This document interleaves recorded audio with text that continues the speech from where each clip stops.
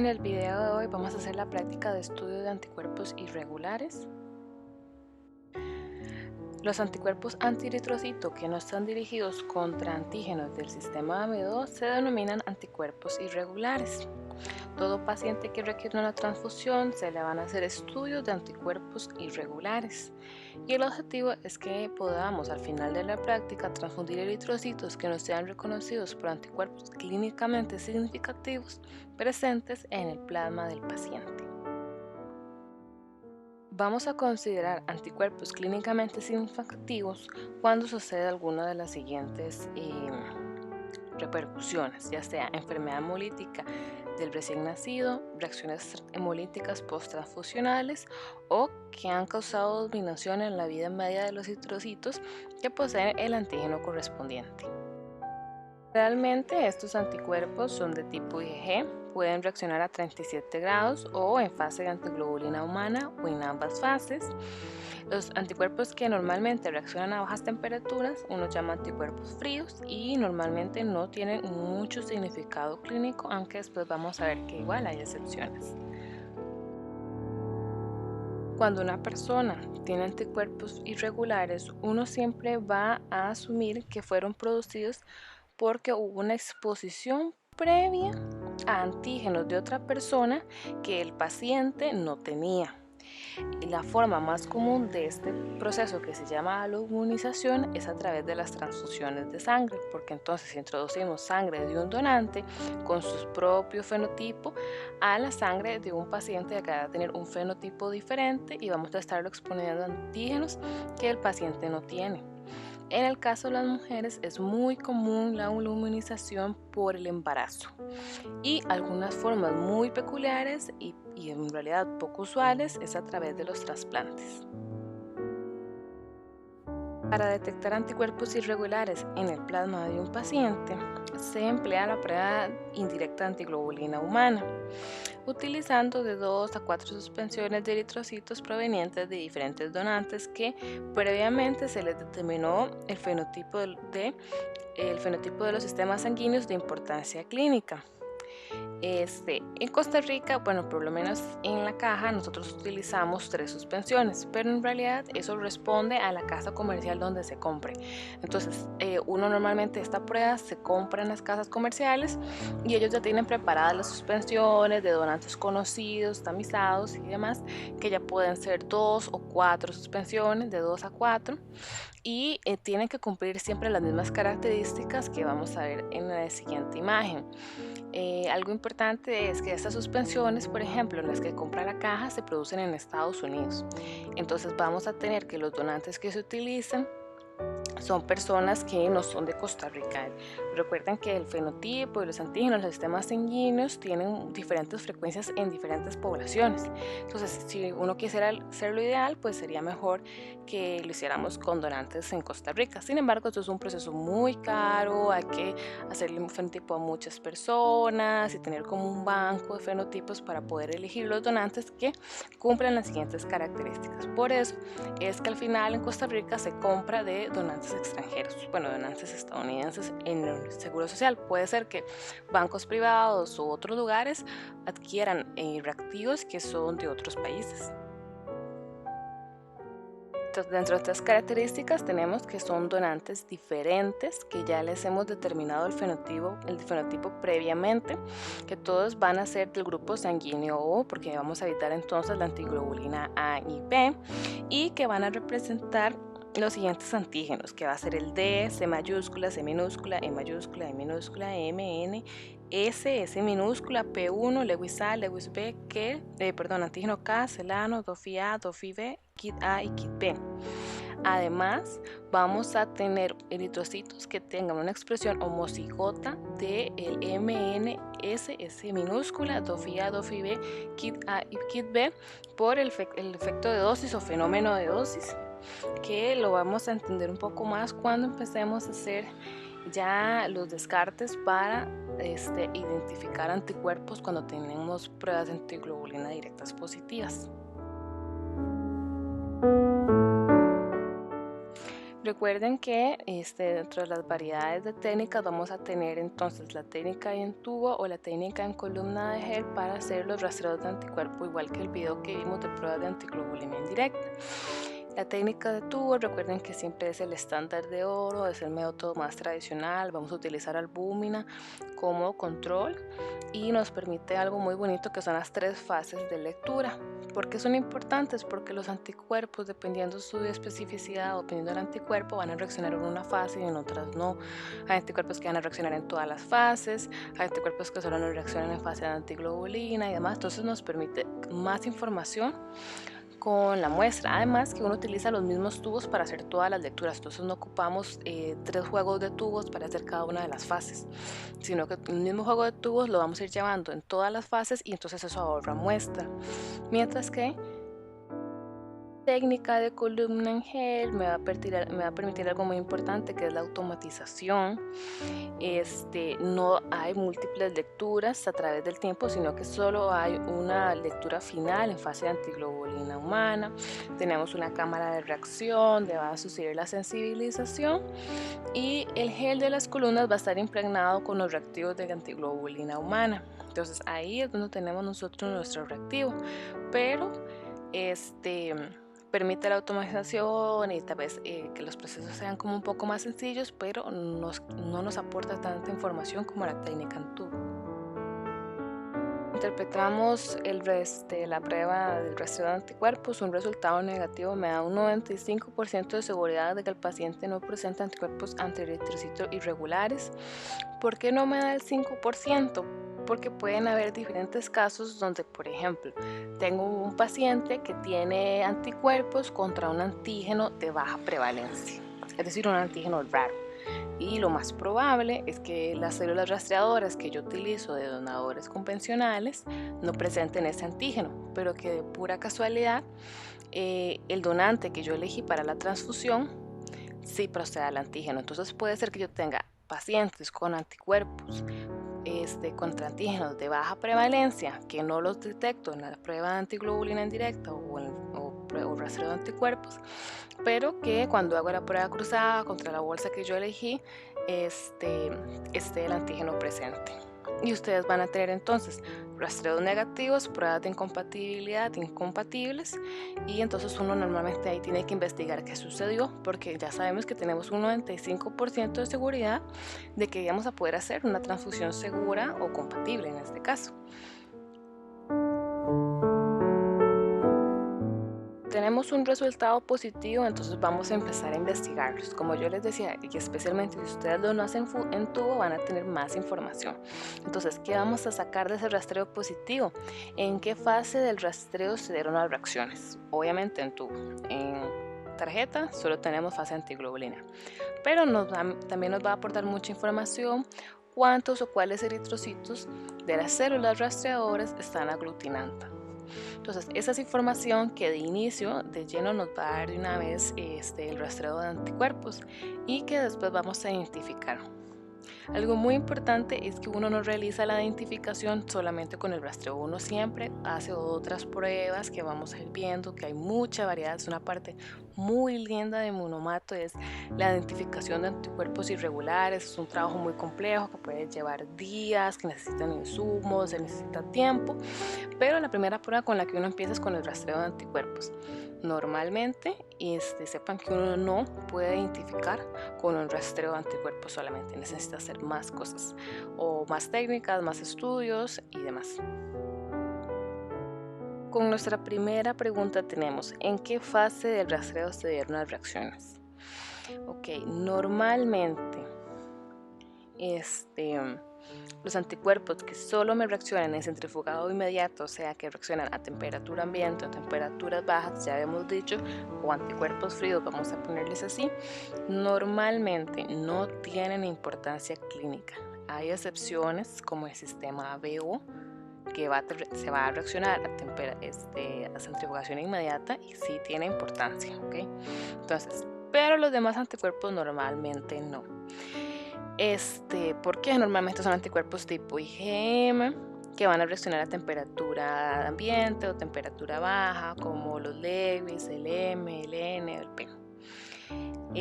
Si por el contrario más bien tenemos anticuerpos que no reaccionan a 37 grados o en fase de antiglobulina, lo más probable es que son anticuerpos clínicamente significativos como los anticuerpos del RH, del MNS, el DOFI o los KIP. Ahí ya nos aporta un poquito de información hacia dónde tenemos que ir con nuestros estudios inmunomatológicos, si hacia anticuerpos fríos, hacia anticuerpos calientes, o qué técnica podemos hacer para potenciar cierto grupo sanguíneo, o qué técnica puedo hacer para completar la identificación y demás. Van a ir viendo que dependiendo de las sospechas que uno tiene sobre la posibilidad de identificación, uno así va eligiendo las pruebas que se hacen. No siempre se le van a hacer las mismas pruebas de identificación a todos los rastreos positivos. Es algo importante. Uno no le monta el mismo juego de pruebas a todos los pacientes. Uno se va orientando y va descubriendo, y con diferentes pistas uno va eligiendo cuál es la mejor prueba o cuál me va a aportar más información. Por eso es un proceso muy bonito donde ustedes van a ir analizando y van a ir reflexionando sobre la marcha cuál es el siguiente paso, cuál es lo recomendado para que me ayude a hacer la identificación. La segunda pregunta es ¿cuáles y cuántas de estas células rastreadoras se están aglutinando? Como yo les decía, nosotros normalmente trabajamos con 3, entonces nos aporta mucha información si solo una célula está reaccionando, si las 3 células están reaccionando, si 2 células, e inclusive importa mucha información la fuerza de esa reacción. No es lo mismo que yo tenga las 3 células aglutinadas, 4 cruces, o sea, se vean todas iguales, a que tenga las 3 células aglutinadas, pero una con 2 cruces, una con una cruz y una con 2 cruces. Toda esa información me ayuda a sospechar si tengo un anticuerpo o, si en algunos casos, tengo más de un anticuerpo, que son mezclas, y que vamos a ver otras técnicas como elecciones y absorciones que me ayudan a trabajar mezclas. Entonces, el objetivo de realizar cuáles y cuántas células están aglutinadas no pretende entonces identificar la especificidad del anticuerpo, sino me permiten orientarme a la identificación comparando los patrones. Entonces vamos a tratar de ver cómo leemos las células o los paneles de las células para que nos ayude a orientarnos en esta identificación con los ejemplos que vienen en el libro. Bueno, este es el primer ejemplo. Entonces, vean aquí, siempre se van a ver así. Tenemos a la izquierda una columna que dice células 1, 2 y 3, van a estar obviamente en orden. Vean que arriba vienen el nombre de los grupos sanguíneos que tenemos en estas células rastreadoras. Justo debajo vamos a tener el nombre de los antígenos que estamos identificando. Ok, a pesar de que, por ejemplo, tenemos el RH y en el RH contamos con 6 antígenos, recuerden que el RH tiene más de 55, 56 antígenos, no todos se van a representar, pero vamos a tenerlos de importancia clínica. Entonces, estos son algunos antígenos de los grupos sanguíneos. Debajo vamos a tener entonces que la fila que pertenece a la célula 1 es el donante 1 y ese es el fenotipo de esa persona. Vean que se representan los antígenos que presentan fenómeno de dosis en forma homocigota, como los DOFI, los KIT y los MNS. Entonces, tenemos cada una de las filas de la célula 1, la célula 2 y la célula 3. La última columna o sección a la derecha son los resultados que nosotros vamos obteniendo en cada fase. Entonces tenemos que cuando hicimos el rastreo a temperatura ambiente, todas las células fueron negativas. Cuando lo hicimos la lectura post incubación a 37 grados, tenemos la primera célula positiva en la célula 1. Y cuando lo hicimos a fase de antiglobulina, esa reacción mejoró o tuvimos una reacción más fuerte y ahora es 3 cruces. Al igual que se leen los paneles que ustedes ven en teoría, para uno leer un panel de células rastreadoras de solo 3 células, uno toma las células negativas. Voy a intentar hacer el descarte con ustedes en el video, espero que me entiendan. Igual en teoría y en laboratorio lo estamos viendo. Igual las dudas que tengan sobre todo esto nos las pueden preguntar. Entonces empecemos. Les puse en amarillo las células que vamos a utilizar para el descarte, porque uno normalmente lo que utiliza son las células que tienen negativas. Esas son las respuestas de las cuales uno está seguro y con las cuales vamos a trabajar. Empecemos con la primera célula, la célula 2. Entonces sabemos que da negativo en el donante, o sea, no hubo reacción cuando se puso el plasma del paciente contra los glóbulos rojos del donante. Eso nos va a aportar información. Entonces, cuando empezamos con el primer antígeno, el antígeno D, lo descartamos una vez porque no reacciona con la célula 2. Igual el antígeno E mayúscula, el C minúscula. Vean que el M y el N están en forma heterocigota. Eso es fenómeno de dosis. Entonces, ni el M ni el N se pueden descartar.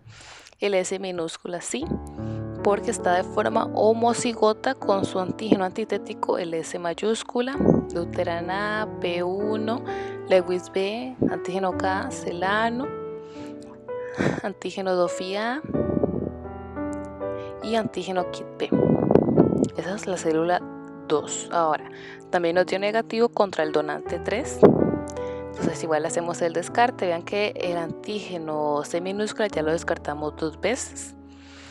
El N ahora sí lo descartamos con la célula 3, pero no con la célula 2, ¿verdad? Porque tiene fenómeno de dosis. La S minúscula, nuevamente Luteran B, antígeno P1, antígeno Lewis A, antígeno Kell, perdón, Celano, disculpen, antígeno Dophi B. Y vean que en la célula 3 tenemos fenómeno de dosis de KIT A y KIT B, entonces tampoco podemos descartarlos con esa célula ninguno de los otros dos. ¿Eso qué nos deja? El antígeno C mayúscula, el M, el S, Luteran A y KIT A. Yo sé que es un poco confuso porque en el libro lo que les aparece es que el patrón es igual a un C mayúscula o a un S mayúscula. Y es cierto, el patrón es igual a alguno de los dos antígenos y lo más probable es que sea alguno de estos dos. Pero quería que empezáramos de una vez a hacer las lecturas de los de fenómeno de dosis, porque los ejemplos que yo les traigo, como son de la vida real, vamos a tener, van a encontrarse el fenómeno de dosis y no quiero que no comprendan por qué no descarto algunos antígenos u otros. Entonces, por ejemplo, el M lo tenemos homocigoto en la célula 1, ¿verdad? Entonces ahí es donde yo espero que reaccione más fuerte. Pero como en la célula 2 él está heterocigoto, no se puede descartar. Él es heterocigoto, puede que la reacción dé o no dé positiva. Entonces, en realidad, con una reacción tan fuerte en la célula 1, uno no puede descartar que sea M. ¿Qué pasa? Normalmente el M, como dijimos antes, es un anticuerpo frío. Entonces, como solo me está reaccionando a 37 grados, yo estoy asumiendo que no va a serme un M. Pero sepan que también hay M's que reaccionan a 37 grados. Lo que pasa es que uno hubiera esperado que esto fuera un M, hubiera reaccionado también en aglutinación inmediata. Entonces digamos que el M en ese sentido sí es poco probable. El Luteran A no tiene ninguna reacción en realidad y ustedes nunca lo van a poder descartar. Uno lo deja ahí pero no lo reporta, uno casi que asume que es tan poco probable que no va a ser un Luteran A, pero en realidad si ustedes me dicen, sí, profe, yo no lo puedo descartar, tienen razón. También está el KIT A. El KIT A está homocigoto en la célula 1, donde yo espero que reaccione fuerte, y está heterocigoto en la célula 3. Entonces, como está heterocigoto en la célula 3, el hecho de que la célula 3 me haya de negativa no me ayuda a descartar KIT A.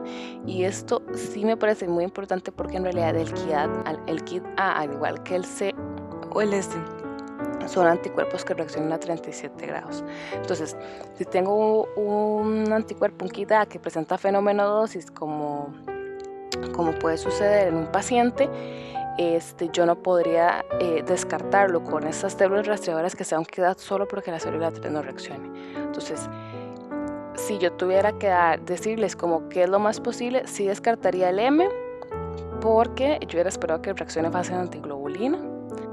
Luteran A no se puede descartar, y quiero que lo sepan porque los ejemplos que yo les voy a traer hay un montón de antígenos que se ven así, que no se pueden descartar. Uno, como son anticuerpos muy más raros, o sea, como es poco probable que una persona genere un anticuerpo, porque son poco frecuentes, uno asume que lo más probable es que no, y que en realidad si tuvieran Luteran A, el rastreo me hubiera dado, si solo tuvieran Luteran A, el rastreo me da negativo.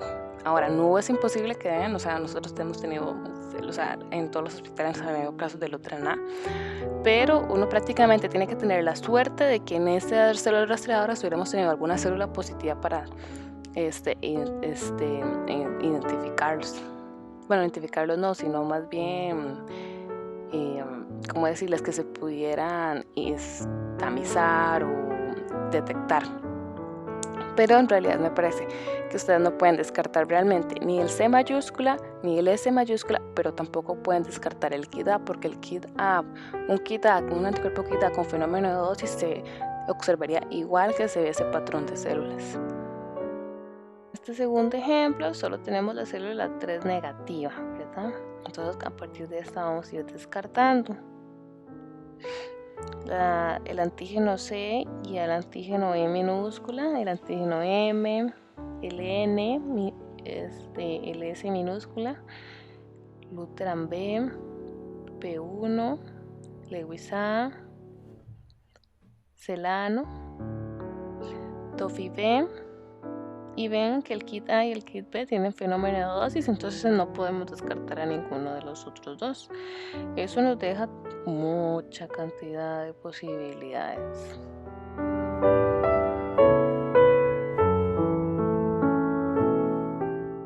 Entonces tenemos reacción en la célula 2 y primero 1 y 2 de dos cruces en fase de antiglobulina. Eso nos quiere decir que probablemente estamos ante un anticuerpo clínicamente significativo tipo IgG, que si tomamos su patrón de aglutinación tal cual, si supiéramos que solo es un anticuerpo, podría ser un anti-D, un anti-M o un anti-Dofi-A. Pero vean todas las otras posibilidades que no se pueden descartar. Eso significa que yo no puedo estar segura si estoy frente a un anticuerpo o si estoy frente a una mezcla de anticuerpos. Por ejemplo, si tuviera un C mayúscula y una E mayúscula, me podrían ayudar a darle, explicar la reacción, e inclusive le podría tener un D mayúscula en la célula 1 y 2 y un C mayúscula solamente en la célula 1. O sea que esa célula 1 con todas las que estamos leyendo ahí pueden ser en realidad dos anticuerpos. Por eso es que uno nunca puede sacar conclusiones completamente o identificar anticuerpos con solo las células rastreadoras, porque siempre queda una gran cantidad de posibilidades. Y con solo esta información no se puede identificar, ¿ok? Nada más sabemos nuestras nuevas posibilidades, pero no podemos identificar un anticuerpo todavía. El último ejemplo es muy interesante porque vean que solo está reaccionando a fase de antiglobulina, eso es muy importante, y que me está reaccionando más fuerte en la célula 1, y un poquito más débil en la célula 2, que es el patrón que uno espera de un M, porque vamos a tener, es un anticuerpo frío, no tenemos muchos anticuerpos fríos en este panel, me dan las células 1 y 2, y si hubiéramos hecho, porque vean que el descarte va a ser igual que en el ejemplo anterior. Entonces, si hubiéramos hecho el mismo descarte que hacemos que tenemos que hacer en el ejemplo anterior, tenemos D mayúscula, C mayúscula, E mayúscula, M y S mayúscula, Luteran A, Lewis B, Dofi-A, KIT A y KIT B. De todas esas posibilidades, tenemos que Lewis B y M, bueno, Luteran A, que ya hablamos de que no se puede descartar, cuesta mucho descartarlo, pero Lewis B y M son dentro de las posibilidades de los anticuerpos fríos, ¿ok? Vean que Lewis B solo lo tenemos en la célula 2, entonces perfectamente podría estar ahí presente. Estar presente junto con el anticuerpo y podríamos estar frente a una mezcla. Si asumiéramos que solo tenemos un anticuerpo, vean que M es homocigoto en la célula 1, entonces uno espera reacciones más fuertes, y heterocigoto en la célula 2, entonces uno puede observar reacciones más débiles. Entonces el patrón es exactamente igual al que porque uno esperaría, sí, el anticuerpo es un M, pero como tenemos tantas dudas, no sabemos si estamos con una mezcla, si tenemos un Lewis B, si es otro anticuerpo, igual. Esto solo es como una sospecha preliminar. Nos falta hacer más estudios, otras pruebas. Y por el momento lo que vamos encontrando son como candidatos a hacer la respuesta correcta de la identificación, pero ocupamos hacer más cosas. En este caso, el M es muy sugerente, pero no es definitivo que sea un M hasta que no hagamos otros estudios, ¿ok? Eso es muy importante. Aunque todo parezca que es un anticuerpo y ustedes casi que pueden dar, ustedes firman de que eso es el anticuerpo, si no hacen más estudios, no identifiquen tan solo con un rastreo, ¿ok? Siempre hagan pruebas complementarias, las que sean necesarias, y para hacer la identificación, pero con un rastreo uno nunca debería ya identificar un anticuerpo. Y se los digo porque tal vez no parece fundamental, pero ya trabajando, si usted hace eso, usted puede haberse equivocado, por ejemplo, en la lectura de una identificación y haber dicho que un anticuerpo que sí es clínicamente significativo, en realidad es otro que no es clínicamente, y que el paciente se opere o que el paciente reciba la transfusión. Y cuando generalmente ustedes dicen que el anticuerpo no es clínicamente significativo, se va a realizar la transfusión, la gente va a tener menos cuidado porque va a pensar que no va a pasar nada. Y qué tal si en realidad, si hubiéramos hecho toda la identificación, nos damos cuenta que es un anticuerpo clínicamente significativo, que había que cuidar, que había que buscar unidades, que se ocupaba más tiempo y demás. Entonces, piensen siempre esto hablando de pacientes. Traten de aterrizar todas estas pruebas imaginándolo en pacientes, porque así es como las vamos a ir trabajando. Esto va a ser la lectura del plasma de un paciente que probablemente va a tener una cirugía, una transfusión y demás, que va a necesitar, o sea, que necesita de alguna forma esta sangre, y es muy importante estar seguros de cuando uno va a identificar algo. ¿Okay? Entonces por eso les digo que uno tiene que hacerlo con las células rastreadoras, porque eso puede llevar a una mala identificación y perjudicar a una persona. Uno siempre debe hacer todas las pruebas y demás, y empezar a intentar realmente a trabajarlo más. Hay gente que a veces, especialmente cuando se lleva mucho tiempo, la gente tiende a ser menos cuidadosa, uno es más confiado y demás, y a veces ha sucedido, porque no posible es que no ha sucedido, y eso es muy peligroso, ¿ok? Recuerden siempre que esto puede afectar la salud de una persona. Y ahora les voy a enseñar algunos otros ejemplos de pacientes, que en este video nada más les voy a enseñar las células rastreadoras, porque en el que sigue les voy a enseñar la identificación y otras pruebas que vamos a ir haciendo. Me pareció útil como que vean como la primera parte y después todo lo que uno hace. Vean que siempre vamos a hacer esto prueba de entrada y después hacemos el resto de los estudios. Uno no se adelanta a hacer los estudios antes de tener un indicio de un rastreo positivo, y es muy limitada. Vean que es muy limitada la conclusión a la que uno llega con solo un rastreo. Uno realmente necesita hacer más pruebas porque usted está dando 8 o 7 posibilidades de anticuerpos, de especificidades de anticuerpos. Entonces, por eso es que hay que hacer las demás pruebas. Ahora, las pruebas que les voy a enseñar en el video de estudios de anticuerpos no son sencillamente las que vamos a tener en la U, porque son los recursos con los que cuento para trabajar y con las que se hacen las pruebas. Son pruebas de personas reales, entonces voy a tratar de ponerles como la historia clínica para que sea más bonito y lo conectemos como más a que de verdad estamos analizando muestras de personas con condiciones clínicas y todo lo demás. Entonces vamos a ir entendiendo la importancia de realizar estas identificaciones.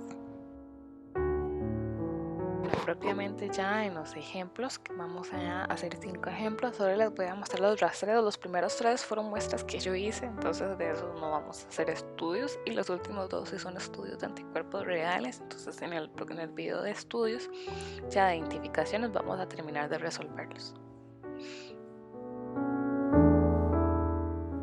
Recuerden que en todas las pruebas pretransfusionales vamos a siempre mutar el grupo, que el grupo es básico como prueba pretransfusional, tanto si es la primera vez como si se va a hacer previo a una reserva o previo a una transfusión. Entonces en este caso lo que tenemos es un paciente O negativo, y observen que no tiene aglutinación en el pocillo de células A1. Eso es porque es un paciente de menor de 1 año y los extremos etarios, como los niños pequeños, todavía no han expresado isoglutininas y por eso no se detecta. Aunque él tenga un añito, las personas a veces duran hasta los 2 años inclusive para expresar las isoglutininas, entonces no es tan extraño encontrarse pacientes de 1 año sin las 2 isoglutininas. Bueno, este es el rastreo de la muestra A. Vean que la célula 3 está francamente negativa, las células 1 y 2 están positivas, 4 cruces. Aunque yo puedo entender que se confunden un poco porque la célula 2 se ve como una banda más definida. Vamos a considerar la banda de la célula 1 también de 4 cruces.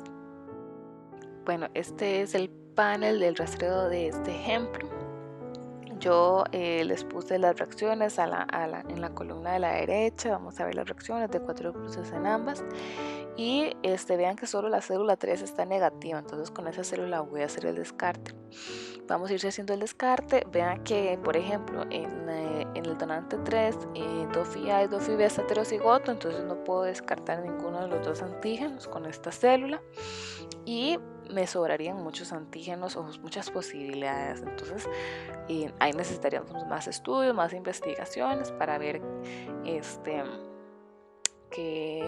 cuál es la identificación. Vamos a continuar con el ejemplo 2, donde tenemos un paciente B positivo. Este es el rastreo que está a la izquierda y vean que solo la célula 2 está positiva, tanto la célula 1 como la célula 3 están francamente negativas. Este es el rastreo del ejemplo 2. Vean que tenemos tanto la célula 1 como la célula 3 negativa, entonces me permite hacer el descarte de muchas células. Recuerden, por ejemplo, en el donante 1 no se puede descartar ni kit A ni kit B porque es heterocigoto, ni en el donante 3 se puede descartar DOFI-A ni DOFI-B porque es heterocigoto. Observen además que como tenemos 2 células negativas, podemos descartar más posibilidades de antígeno y es más reducida las antígenos que nos quedan, que podrían estar explicando la reacción. Igual son muchas opciones y necesitamos hacer más estudios. El ejemplo número 3, vamos a tener que el paciente es A positivo, típico, y vean que es el rastreo que está a la derecha. Observen que tenemos reacción tanto en la célula 1 como en la célula 3, de 3 cruces, porque tenemos aglutinación de la parte superior, de la mitad superior de la columna. Ahora, la célula 2, yo sé que, no sé si se puede observar bien, pero ahí se presenta cierta aglutinación, tal vez no tan evidente y característica como las otras 2 células, pero la vamos a tomar como una célula positiva. Y observen que en este caso en realidad tenemos todas las células positivas, es decir, no hay células negativas. No puedo hacer descarte con el panel del rastreo de anticuerpos porque no tengo contra qué célula negativa. Aquí definitivamente necesitaríamos emplear el panel de 11 células porque necesitamos más opciones. Pero si quiero que empiecen a notar estas ciertas cosas, como que tenemos una aglutinación en la célula 1 y 3 de 3 cruces, pero tenemos una aglutinación de más o menos una cruz en la célula 2, o sea, tenemos diferentes grados de aglutinación y eso es muy sugerente a que podemos encontrarnos anticuerpos con fenómeno de dosis o mezclas de anticuerpos. Este es el ejemplo número 4. Este sí es un paciente real que después vamos a trabajar. Y aquí en el próximo video también les voy a dar un poco de la historia clínica de los pacientes para que haya un contexto más bonito de las muestras. Entonces, el grupo es un A positivo normal, típico, ¿verdad? Y vean el rastreo de anticuerpos. Igual que el ejemplo anterior, tenemos unas células francamente negativas en la 1 y en la 3 y 4 cruces de reacción en la célula 4. Vean que es la parte que dice 136. Muestra 136. Les adjunté la tarjeta de CUMS directo. Es el último pocillo, el que dice 136 poli. porque normalmente uno les hace CUM directo a los rastreos de anticuerpos positivos, especialmente para ayudarlo a uno a diferenciar si estamos en presencia de un autoanticuerpo o un haloanticuerpo, aunque también es necesario saber el historial transfuncional del paciente, en especial si tiene transfusiones recientes. Recuerden que la tarjeta POLI detecta tanto IgG como complemento, entonces el paciente tiene el CUM directo positivo, aunque no puedo decir si es por IgG o por complemento en este momento. Y este es el panel, al igual que el ejemplo 2, disculpen que no les cambié arriba donde dice ejemplo 3, este es ejemplo 4. Vean que estamos en la misma sensación, tenemos 2 células negativas, tenemos muchas células descartadas, todavía tenemos bastantes opciones y además tenemos un CUM directo positivo. Entonces en el video de estudios de anticuerpos vamos a ver cómo se trabaja ese anticuerpo. Y en el ejemplo 5 les voy a mostrar otra muestra de un paciente real. Este es un poquito más complejo porque necesita más experiencia en técnicas de inmunemato y ya les voy a mostrar por qué. Entonces, esta es la lectura del grupo. Observen este grupo y lo confuso que es interpretarlo. Vean que el pocillo control tenemos aglutinación. Observen que estamos ante la presencia de una discrepancia de grupo. Tenemos tanto aglutinación en las células A y B como en las isoglutininas de A1 y B. No se puede interpretar porque el control está positivo, significa que algo en la muestra está haciendo la aglutinación y tenemos que utilizar otras técnicas para tratar de interpretar el grupo. Aunque estamos viendo el rastreo de anticuerpos y todo lo demás, yo creo que siempre recuerden que lo primero que uno necesita es identificar el grupo AB. Recuerden que es el grupo sanguíneo más importante, el que hace las reacciones hemolíticas agudas, el que puede ser mortal por una incompatibilidad. Entonces, aunque estamos haciendo otros análisis, tenemos que también trabajar esta discrepancia. Y observen el rastreo, es el que está a la derecha. Vean que están las 3 células positivas con la misma aglutinación de 4 cruces, pero vean qué aglutinación más fuerte. Entonces aquí, al igual que en el ejemplo número 3, tenemos aglutinación en todas las células, pero a diferencia de ese ejemplo, aquí tenemos las mismas 4 cruces de aglutinación en las 3 células. Además, observen que el pocillo número 3 que dice poli 155 es el CUM directo que le estamos haciendo a ese paciente. O sea, observen las 4 cruces claramente de aglutinación que estamos observando. O sea, es un CUM directo bastante fuerte, especialmente si ustedes lo comparan en el anterior, que era aproximadamente unas 2 cruces. Entonces aquí ahora tenemos 4 cruces, tenemos un rastreo positivo en las 3 células y tenemos inclusive el pocillo de control positivo. Y entonces, igual que en el ejemplo número 3, aquí no podemos hacer descarte, tenemos aglutinación en todas las células, no hay células negativas, pero quiero que sí noten que la aglutinación aquí es la misma y en el anterior no. Entonces aquí tenemos varios panoramas. Podemos tener un anticuerpo muy fuerte que probablemente me esté reaccionando en las 3 células, pero eso no descarta que no haya otros anticuerpos enmascarados. Entonces eso es parte del proceso de identificación, darse cuenta si algo se había enmascarado detrás de un anticuerpo muy fuerte. Y por último, este es el último ejemplo. En el siguiente video vamos a continuar las últimas 2 muestras.